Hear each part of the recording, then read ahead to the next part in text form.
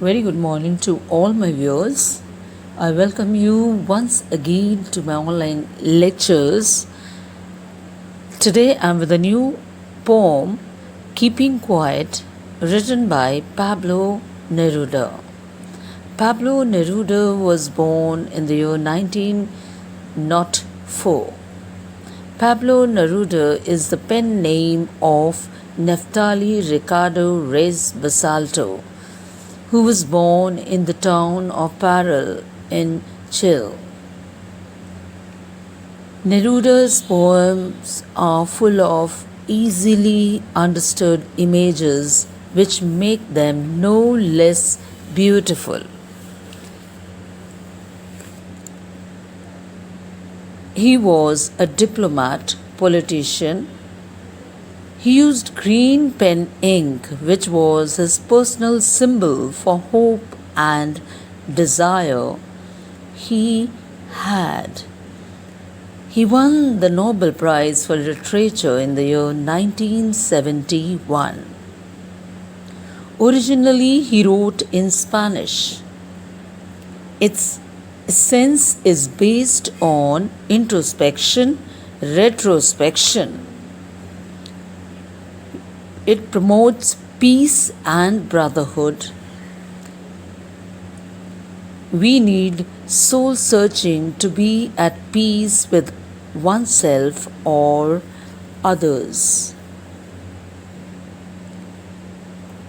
Pablo Neruda wrote in a variety of styles, including some realistic poems, prose, autobiography, historical epics, and passionate love poems, such as the one in his collection 20 love poems and a song of despair.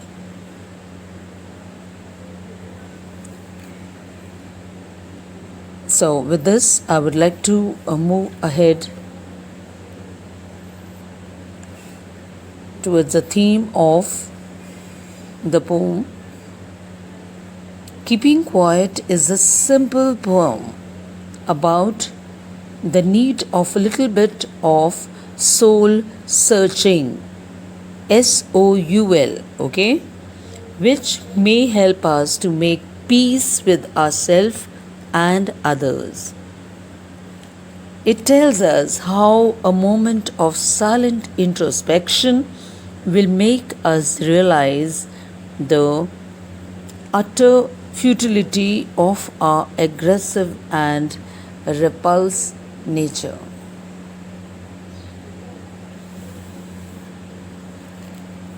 Now, children, with this I would love to read out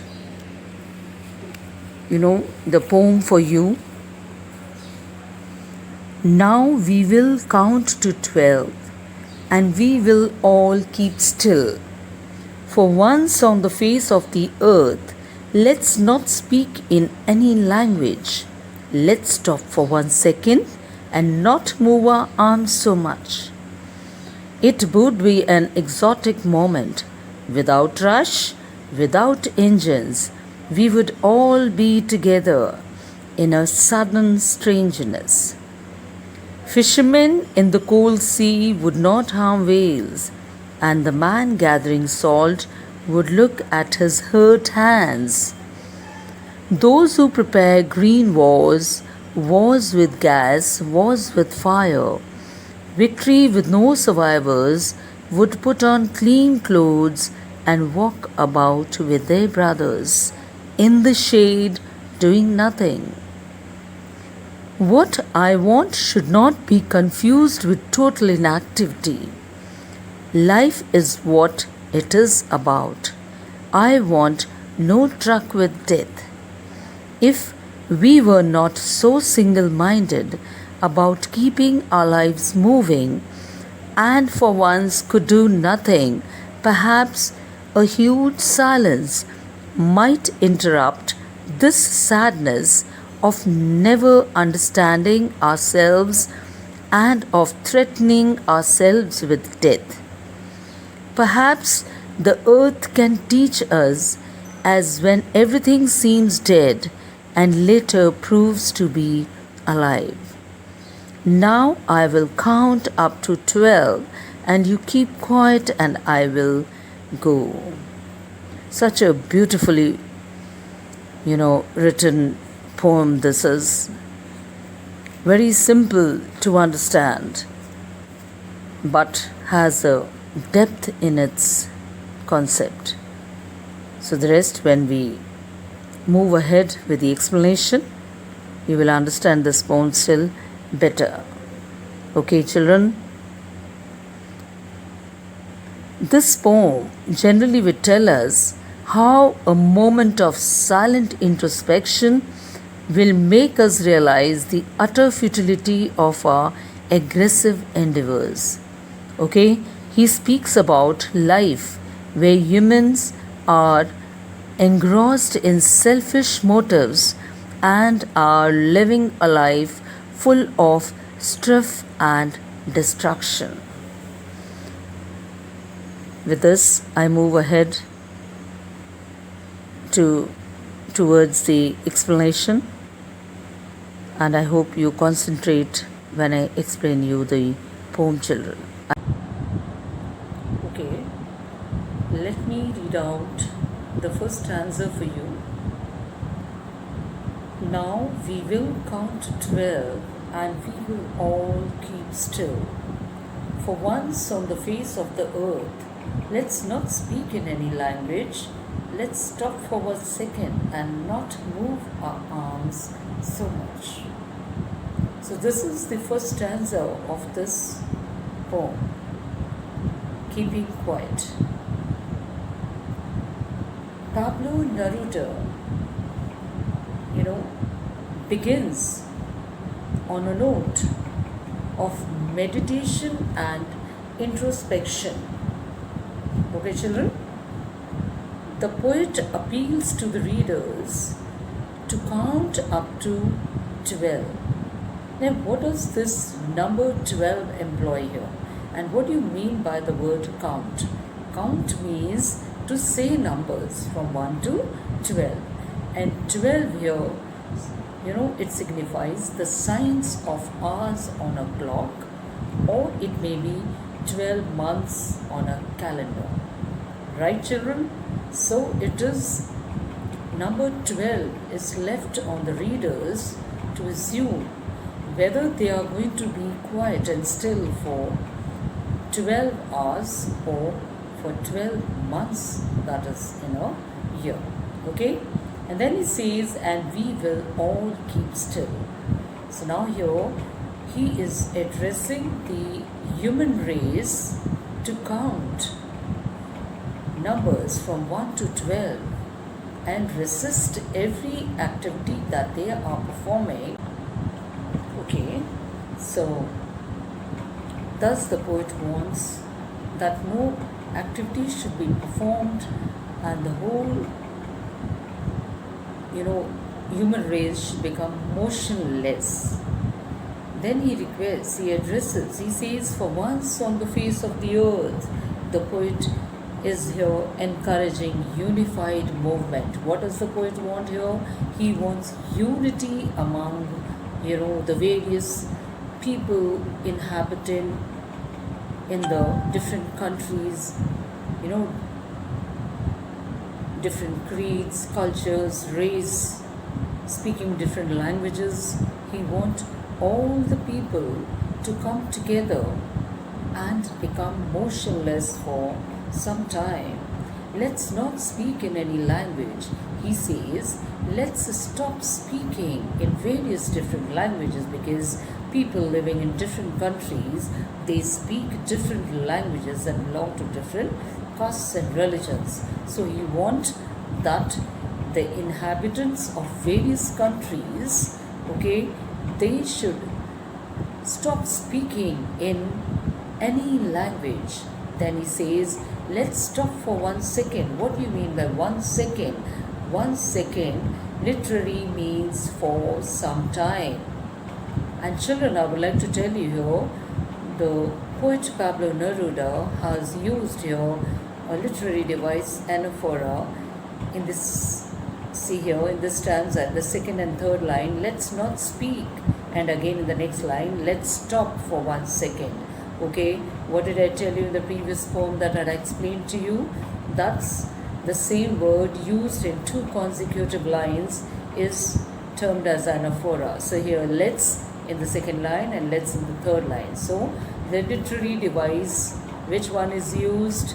Anaphora is used here by the poet Pablo Neruda. So he said, let's stop for 1 second. 1 second here literally means that for some time, and not move our arms so much. Now what do you mean by arms? Arms here, again there is a literary device used which is known as pun. Now what do you mean by pun, children? P-U-N. Pun means the same word having 2 different meanings. Now here arms. Arms means the part of the body as well as the arms and weapons that are used in the wars. Okay? Then he says, and not move our arms so much. Not moves our arms so much means let us cease every activity that we are performing. So let us not perform any activity. Let us not engage ourselves into any activity, so that by not performing any activity, there would be a very special, a very beautiful, a very enticing moment created, and that moment is known as exotic moment in the next line. Now the poet says, how would this exotic moment be created? This moment can be created only then, because till now in the history of the world it has never happened that such exotic moment had ever existed. So now this moment, he says, can exist only then when the human race existing in various countries or on the face of the earth, when they all cease every activity on the earth, then definitely that language of silence would create a moment, and that moment would be known as the exotic moment, or the most exciting and most exotic moment, or you can call it as an extraordinary and unpleasant moment. A very enticing moment would be created once the human race sees and they do not perform any activity and they do not speak in any language, but only one language they are supposed to speak, and that is the language of silence, or the language of introspection, which is the dire need of the present day, or you can call it as why are we performing the meditation in the present era. See, this is to attain internal peace, or it is meant for soul searching, or it is known as soul examining. Okay, children? And for soul examining, what we are supposed to do? We are supposed to meditate. We are supposed to introspect. Introspect is to self-examine oneself, or to understand or to realize what follies you are committing, what mistakes you are committing in your life, because we are following that rat race in just pursuing our endeavors, or we want to achieve our selfish motives. And just to achieve our selfish motives, what are we doing? We are not taking out some time for ourselves. We are not realizing what follies we are committing, how we are supposed to overcome, or we are not realizing the consequences of our regular activities. And so thus the poet wants the human race to come to a still, to become motionless for some time. And thus he says, this would be a mass moment when all the people would come to a still. There would be no movement by anyone on the face of the earth. Then what would happen? See, this would happen in the history of the world for the first time, when everything would come to a still, or there would be no movement at all. Okay, children? So that moment would be fascinating, that moment would be exotic, it would be enticing, it would be extraordinary, it would be a very unusual moment. Okay? So now he says, we would all be together. Then he says, without rush, without engines. Okay? We would all be together. See here, children? Without rush, without engines. Once again, in the same line, two different clauses are used here. And here also, there is an anaphora literary device used without rush, without engines. See the first words, without and without. Okay? So this is also an anaphora used here. So now without rush and without engines means he wants that all the industries should be ceased, all should come to a still, there should be no machines moving, or there should be no human beings performing any activity. And then he says, when everything would come to a still, then what would happen? We would all be together. Then what would exist? See, once everything would come to a still, it would greatly enhance unity, brotherhood, communal harmony would exist. And this is what the poet Pablo Neruda is wanting. He says, when everything would come to a still, we would all be together in a sudden strangeness. Now, what do you mean by sudden strangeness? Because this had never happened earlier in the history of the world. Okay? So thus he says, there would be a surprising and unusual feeling of universal brotherhood created when every activity, every industry would come to a still, every machinery that is running or to achieve or for the survival of human race, if all that comes to a still, then there would be a moment of, I would love to say here, an unusual moment or a very extraordinary moment, an enticing moment occurring that would create a universal feeling of, unusual feeling of universal brotherhood and communal harmony for the better society, Okay, children, I hope you have followed what I am trying to explain here. Now here, children, in the last line, sudden strangeness is a alliteration used here. SS, okay, sudden and strangeness. SS is here again an alliteration used here. Okay, I hope you got it. And I would now like to tell you that, see here, in the first line, now we will count to 12. See, we will in the next line also. We will, these here, there's an alliteration used here, children. Okay, with this, I would like to move on to the next stanza. Fishermen in the cold sea would not harm whales, and the man gathering salt would look at his hurt hands. Now the poet see now, fishermen here. What do you mean by fishermen here? The poet says that, see, that splendid movement with reduced activity, okay, with reduced activity and industrial activities, that is machines and vehicles, when all these things would come to a still, there would be a splendid moment existing. Okay, children, have you followed? There would be a splendid moment existing here. Okay, now here in the next stanza, see, fishermen in the cold sea would not harm whales, and the man gathering salt would look at his hurt hands. So in this stanza, the poet Pablo Neruda is trying to reinforce the thought of ecological balance, children. Okay, what is he trying to reinforce in the stanza is the thought of ecological balance. So what does he say here?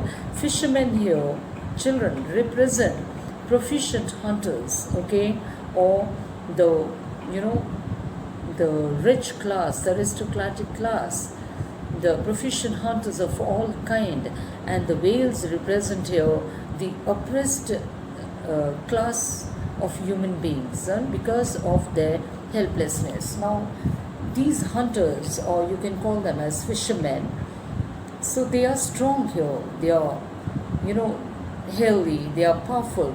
So these fishermen, they continuously fish the whales in the seas, in the cold seas, in the, near the poles, where the water is so cold. They go for fishing there, and the biggest fishes, the whales, are being fished by the fishermen, and thus they are causing harm to the aquatic life, and thus that, the consequence of fishing immensely is again leading to imbalance, imbalance in the nature. So then he says, and the man gathering salt. Now, man gatherer, these, the people who gather salt, again, man gathering salt here, it has been personified, children. The literary device personification is used here. Man gathering salt. Man gathering is the human race. Human race. The men are, gathering salt in the seas. Now, they would be, once they, adopt the language of silence and stillness or calmness, they would be able to take out some time for themselves, and they would be able to look at their wounded hands, which have been wounded while they have been gathering salt in the seas. And as you know, the salt, the water of the sea is salty, and that causes harm to the hands of the salt gatherers there. So what does the poet here mean to say here now? It is therefore a cry for the oppressed. In this quiet moment of introspection, children, people would stop hunting others. We would be able to realize what harm we are causing to the weaker sections of the societies, and we would be able to understand ourselves. The whole of humankind is in a mad rush, to, finish off their existence and achieve whatever they wish to achieve in their lives. And to achieve their selfish motives, they are not able to realize how much harm they are causing to the nature, how much harm they are causing to themselves. Okay, children? So, thus the poet wants that we need to, introspect. We need to do for some time the soul searching. Let us try to find out our follies, our mistakes. Okay? Take out time to either look into themselves, understand themselves or ourselves. Okay? So thus in this stanza, mankind has been personified here as salt gatherers in the poem, children. It is a personification used here as salt gatherers. Okay? In this, thus in an exotic moment of peace, people would finally slow down their activities, and begin to introspect, and thus they would be able to identify their follies as well as their mistakes. Okay, children? And how much harm they are causing to the, environment or to the nature, and they would be able to rectify themselves, and thus making themselves a better human beings. Okay, they would be able to make themselves a better human beings because they would be able to realize how much harm they are causing by performing various activities with their hands. Okay, now with this I would like to move on to the next stanza. Now children, when it is the word hurt has been used in this stanza, hurt hands, it has been written here, would look at as hurt hands.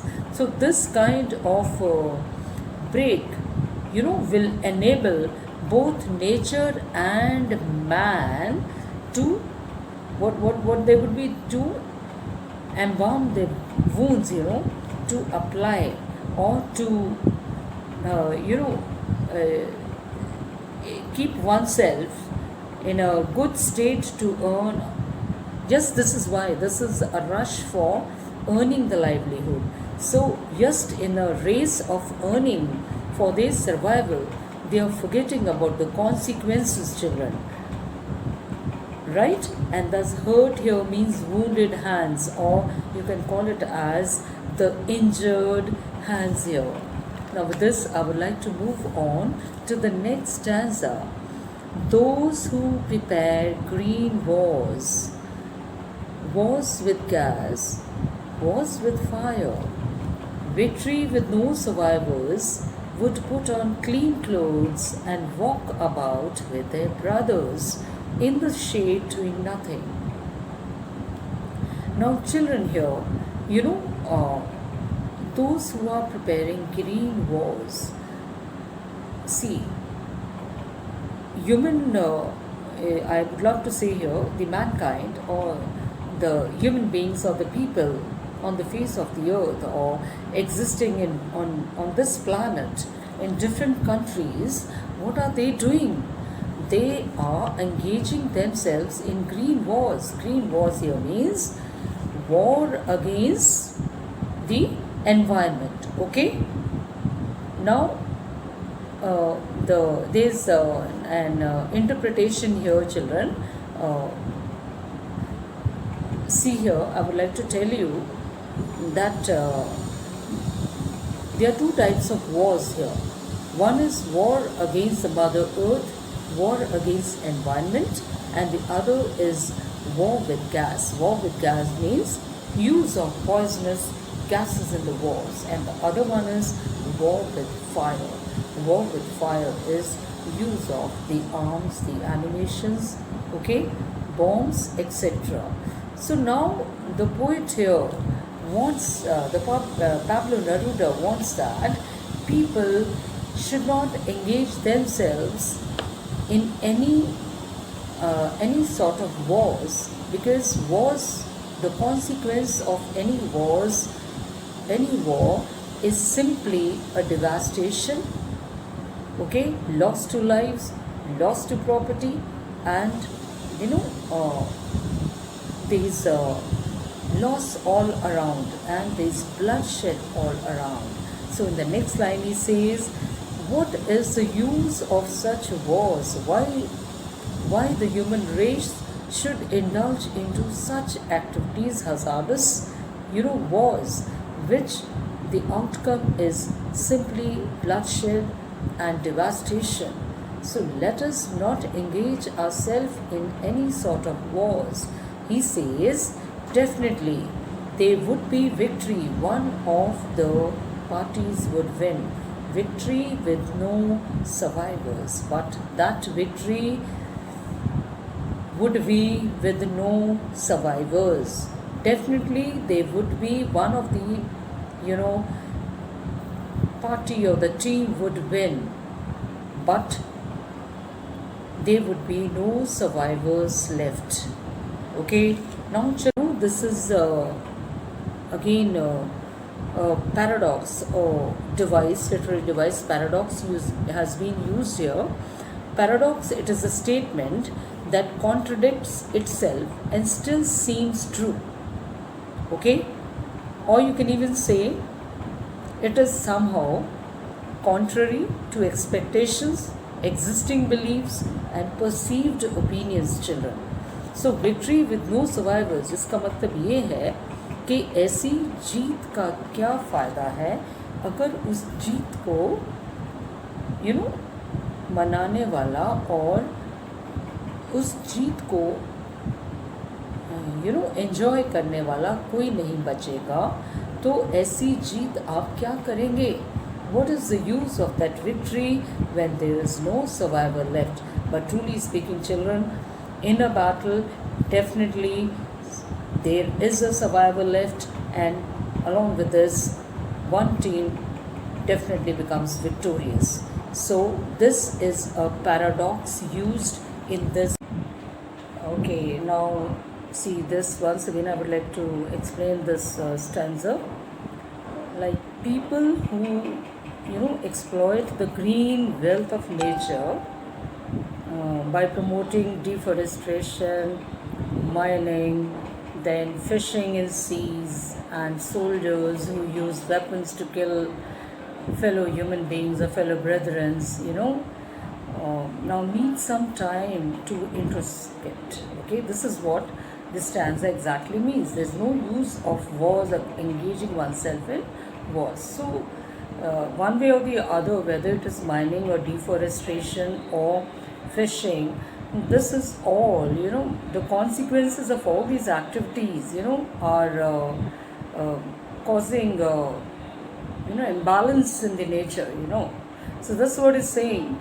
Rather than, engaging in wars, let's come to a still, because definitely you would achieve victory, but what is the use of that victory when there are no survivors left? Okay, children, next line.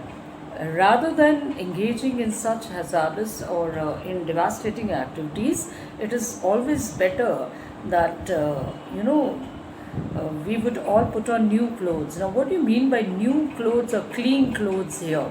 Clean clothes. Why? Because when we battle with each other, what happens naturally? Our clothes are stained, so we would definitely like to go for a change of our clothing. So here, new clothes refers to, or the clean clothes refer to here, to adopt new approach to life. That means he wants all of us to get united as one and consider our enemy like our brethrens. That's what he has used here. Put on clean clothes and walk about with the brothers in the shade, doing nothing. So rather than digging the graves of other people, so it is always that we get together, we form a unity, we get united and consider our enemies also like our brethren, and utilize our time sharing our emotions and feelings with each other under the trees, and rather than involving in any other activities. So what is he trying to do here? He is promoting universal brotherhood as well as peace and unity. Okay, children? He's trying to, promote universal brotherhood, peace as well as unity. Life is what it is about. I want no truck with death. Children, in the previous stanza, the poet had been talking about the various wars people are getting engaged in, or you can talk about the extensive mining, extracting oil, fishing, etc. That comes under the green wars.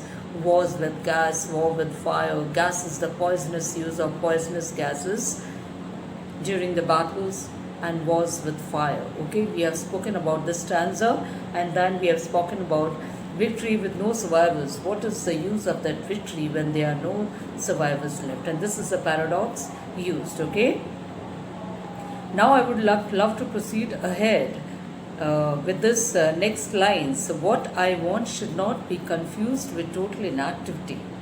Life is what it is about. I want no truck with death.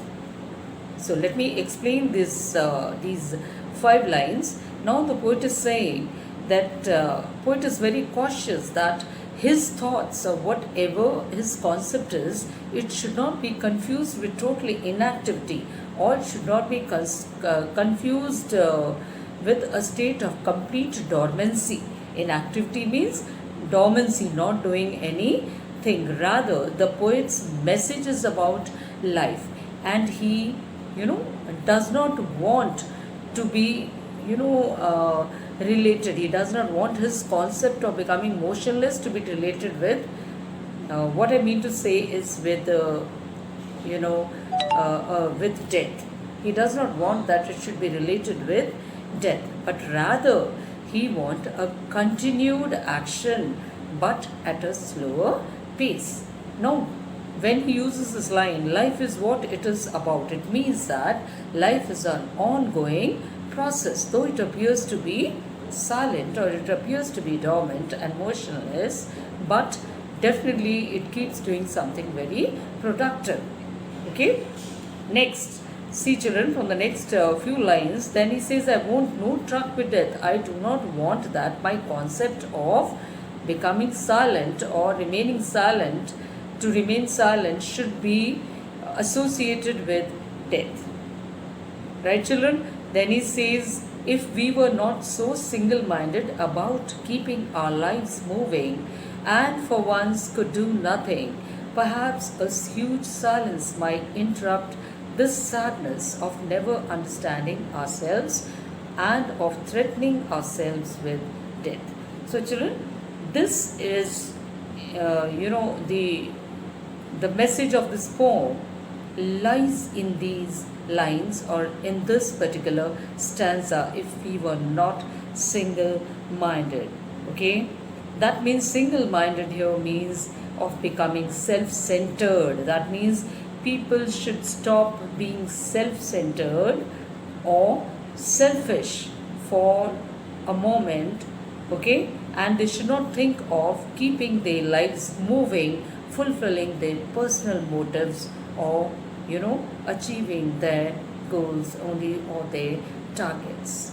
Got it, children? Now, here in these lines, the poet Pablo Neruda says, the basic concern of all human beings. What is the basic concern of all human beings, children? It is that is of being alive, or the thought of survival. Thus the people are in a mad rush. They are becoming single minded, they are becoming self centered, they are becoming selfish in achieving their goals, in achieving their targets. Okay, now their main aim is to accomplish all their varied targets. Okay, children, if people could show or little concern or could slow down a bit to do nothing, if they stop for some time and they do nothing, for once could do nothing, then what would erupt?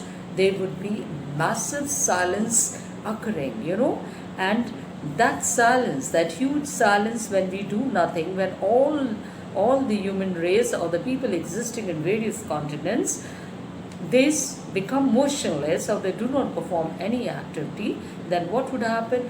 Vast and long span silence would occur.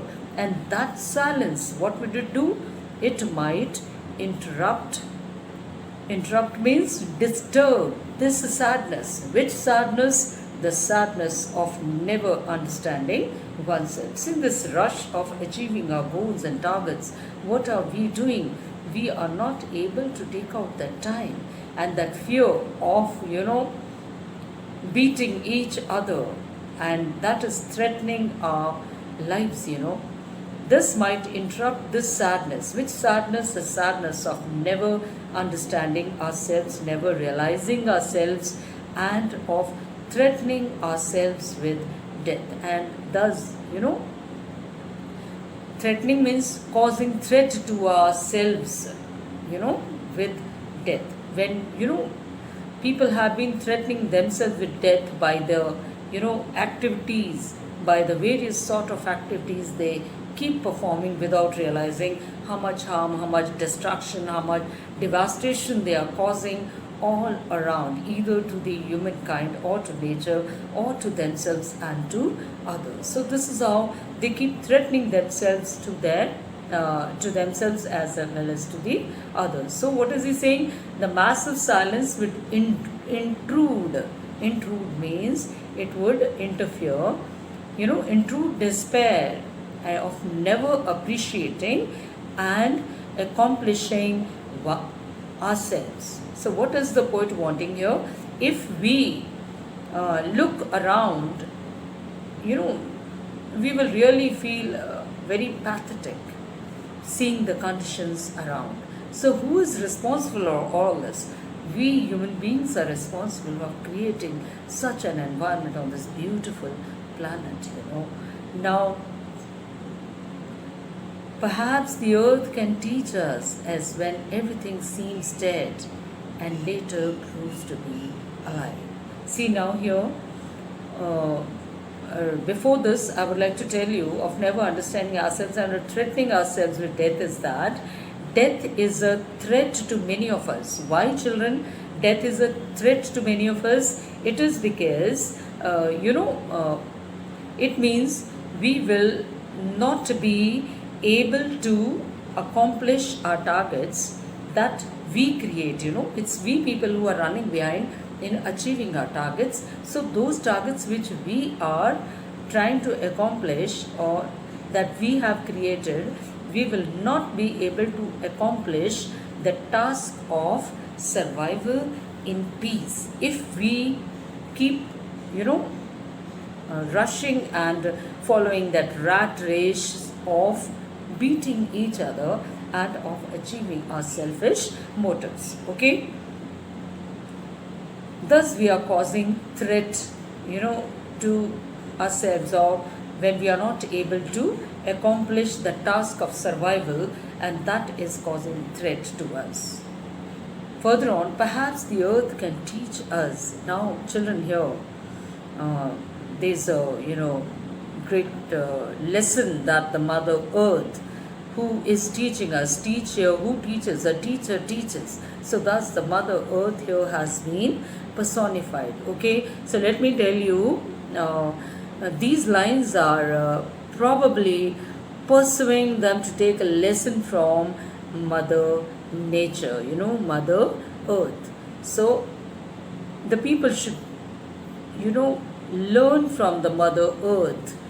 What they have to learn, that during winter, the earth is blanketed with the colder vibes. During winters, the environment is very cold as everything seems dead and later proves to be alive.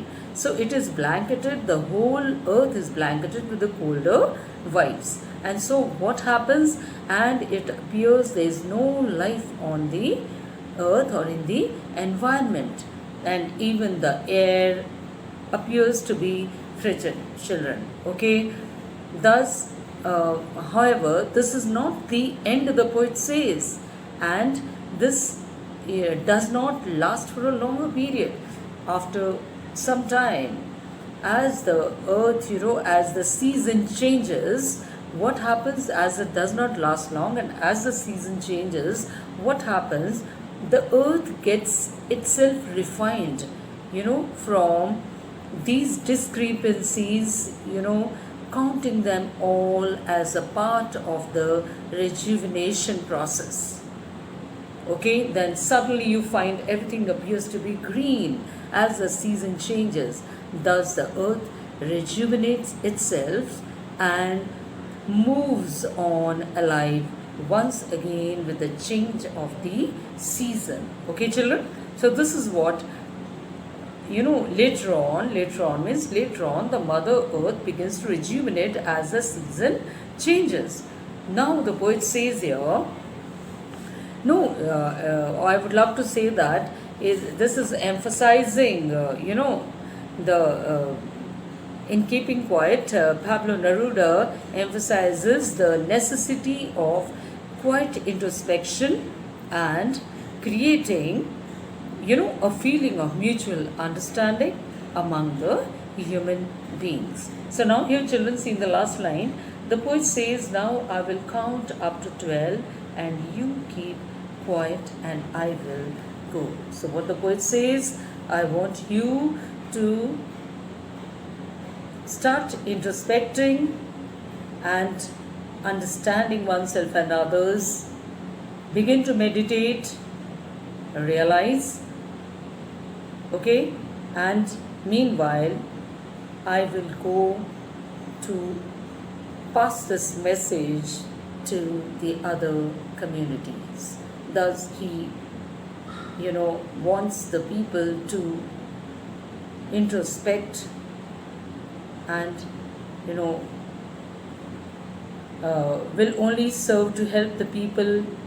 It will help them to introspect and overcome their sadness and of feeling to understand themselves, or sadness of which they are not able to understand themselves. So what does the poet want? The poet Pablo Neruda wants that now you all start counting from 1 to 12 and thus begin to introspect, and overcome that sadness of yours which you have always failed to understand yourself. Meanwhile, I will go because I have to render this message to the other readers too. Okay, with this, the poem ends here, children. So it's a very beautiful poem, but you need to understand it. Now, children, I would like to discuss a few questions with you here. First one is, what does count to 12 imply? Okay, through this expression, the poet commences the session of introspection. He says, when a person is stressed or he is in a dilemma, so the best exercise is to keep quiet, calm down the mind, and begin to count from 1 to 12. Okay, children? Now, the next question can be, what advantage does the poet see in keeping quiet? Right, children? What advantage does the poet see in keeping quiet? The poet feels that if for once we remain still or motionless and do not perform any activity, it will provide us an opportunity to introspect our follies, our mistakes. Moreover, for those moments, we will forget our differences and enter into the world of peace and communal harmony and universal brotherhood. Okay, children? Okay. Now, why did the poet urge us to keep still? Why does the poet want the human race to become motionless or ask men to stop every movement? See, it is all due to the unrest in the world, children. There is a lot of unrest in the world, and that is resulting of man's so-called progressive and forward nature. For some time, men's activities can come to a standstill and man can stop moving his arms too much. Peace and tranquility can prevail as there is no movement going on among the people. Next is, what would be an exotic moment for the poet? That moment would be a moment of immense world peace, universal brotherhood, and love created through introspection as well as through silence that the people have maintained. Next, I would ask you to explain without rush and without engines. The expressions are, this particular expression is symbolic of the hubbub of the modern life, children. And in this modern competitive world, what happens? There is a lot of advancement and there is a rat race to outshine each other. As I told you during the explanation, people are just in the race of outshining each other and they are not able to take out, a pinch of time for themselves. Life can be peaceful only if this thoughtless advancement can be stopped. See, without rush and without engines means life can be peaceful only if this thoughtless advancement of moving always or rushing in the advancement, if this is stopped, definitely life can be more peaceful and there could be a better race. Okay? Now, can you tell me how, according to the poet, can men be brought together? In Sanu for the human race, how can the men be brought together, children? Men, according to the poet, can be brought together during that moment when there is unusual moment existing. And when that unusual and extraordinary moment exists, that exists only when there is, peace, when there is no movement, then that exotic moment of tranquility, without any discriminations of man by man, can be wiped away from the world, and unrest caused by war can come to an end. Then that exotic moment exists here. Okay, now explain what is sudden strangeness. What is the sudden strangeness? See, when every person on this on the face of the earth, begins to introspect, it will build a sudden and strange feeling of universal brotherhood.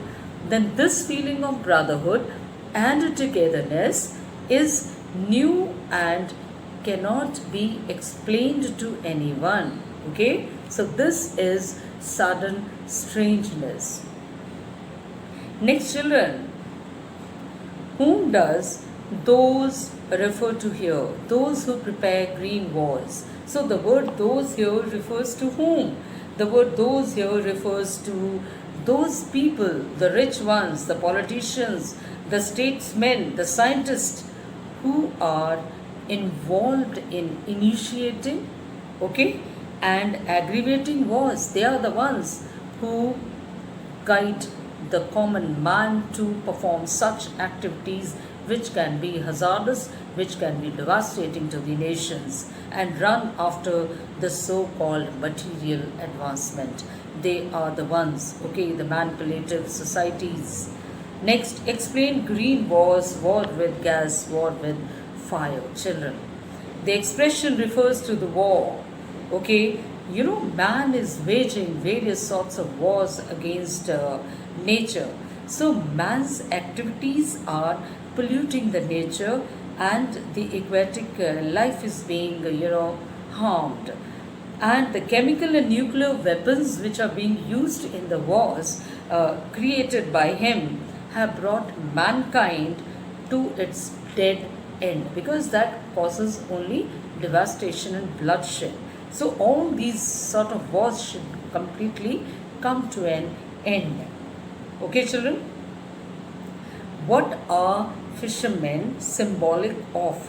What would happen when fishermen do not harm the whales? Whales is a species which is one of the most largest species among the fishes. The fishermen symbolize man's indiscriminate exploitation of nature for his personal interest, of his personal needs. See, when fishermen do not harm the whales, they will no longer be on the verge of extinction. So what would happen? These fishes would not be on the verge of extinction, children. So that's the reason if the fishermongers would hold their hands and they would stop fishing, definitely we would be able to save the species. Next, one more question I would like to ask you. What lesson does the Mother Earth teach? Can you tell me what lesson is the Mother Earth teaching, children? Yes? Tell me. I just explained to you that though everything appears to be, dull, as if it's not performing any activity. So what I said is keep moving. So the Mother Earth, though it appears to be numb, it appears to be still, it does not mean that, there is totally inactivity there. We can say that the Mother Earth, it is doing something very productive and continuously it keeps doing. And, after the winter season, when everything freezes around, the environment appears to be freeze totally, even the air appears to be frigid, then with the change of the season, everything begins to rejuvenate. That reflects that the Mother Earth is not still, rather, it is doing something very productive for the people, for uh, you know, for new life to, uh, you know, new life. Next, when the what would happen when men would put on new clothes or the clean clothes? Clean clothes, as I told you, it is approach to a new life.